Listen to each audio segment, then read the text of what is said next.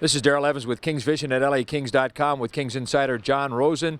Game 7 tonight between Kings and the San Jose Sharks here at Staples Center. Kings looking to extend their home ice success here in the postseason. They've won 6 in a row so far, 13 in a row going back to the regular season. Home ice has been a huge advantage in this series, and Kings want to continue that trend.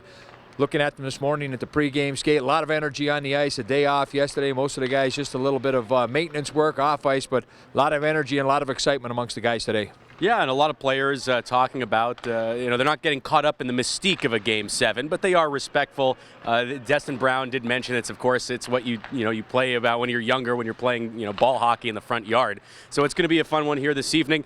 So far in this 2013 postseason, road teams have won 2 of the 3 Game 7s. You saw Washington win one. You saw Detroit win one in Anaheim. The one win was, of course, the Toronto Maple Leafs losing at Boston in that terrific comeback back at TD Waterhouse Garden. So we'll see what happens here this evening. Of course, the Kings having won those 13 straight games at home, you'd rather be here than at the Shark Tank where they haven't won this season.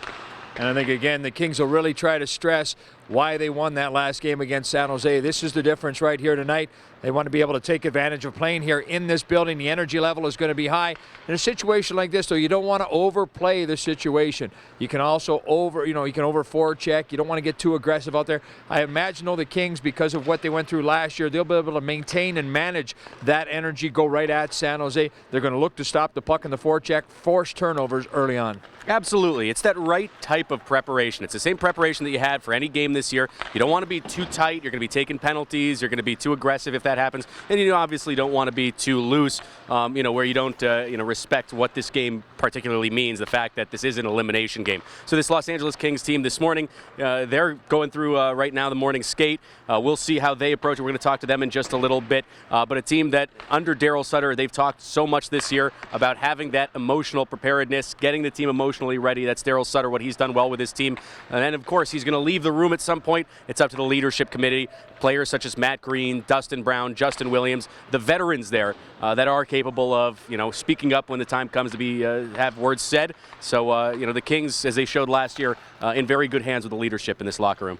And when you look at the discipline factor, the Kings definitely going to have to play with a little bit more of that. Too many penalties in Game 6, 5 penalties. San Jose won the specialty team battles, went on to win that game by 1 goal. And you look at the series, Kings have been short 24 times. They've only been on the power play 17 times in the series.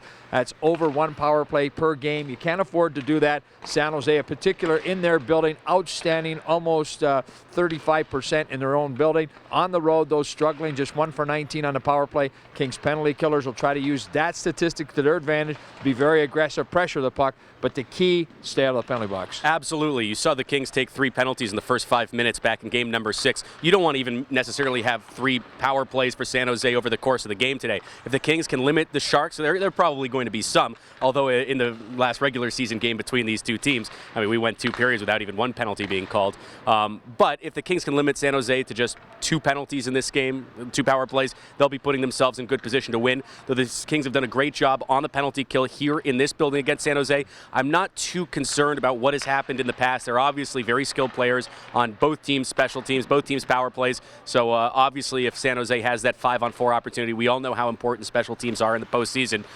They will have the opportunities to cash in with a good opportunity. So the Kings just looking to stay disciplined, stay out of the box. They've been able to do so at home so far this postseason. I think both coaches will address their hockey clubs. Nothing really needs to be said. I think everybody understands what's at stake out here. You just hope that the referees have that same message as well. Let the players decide the game. Obviously, you got to call the obvious penalties out there, but from the player standpoint, you don't want to push the envelope too much. Power play goal in the game, that could be the difference. Scoring first in the game, that could be the difference as well. But this is one of those games out there, I think, it's all in the players' hands. The coaches, there's not too much you can say that hasn't already been said. There's not too many more times you can look at the game film. It's a Game 7. It's up to the players to decide. Absolutely. And you look at the two teams and their experience in Game 7. San Jose is a little bit more experienced, but there are also 3 players for the LA Kings that have not lost a Game 7. You look at Rob Scuderi, you look at Mike Richards, and you look at Justin Williams. Those 3 are combined 8-0 in Game 7s in their career. So there's plenty of opportunity, plenty of experience on the LA Kings side in being able to go out there and know exactly what it takes to win such a high-pressure, high-stakes game. Of course, as we mentioned, this game, you don't want to take that, allow that first goal. Very difficult to have to fight from behind and have that mentality of trying to play catch-up in a game such as this one. You saw how difficult it was to come from behind against the San Jose Sharks back in game number 6. Their third period was one of the best defensive periods of the series from either team. So the LA Kings looking to continue what they've been doing at home in this series, getting in the forecheck, making those hits behind the net, lots of opportunities in front of Antti Niemi, creating that traffic, keeping it simple as the players always say, and hopefully putting a couple past a very talented Sharks goalie. Well, Game 7 should be a great one. Staples Center should be rocking starting early this afternoon. Out on the street in front of Staples Center should be a great game. For John Rosen, I'm Daryl Evans for Kings Vision at LAKings.com.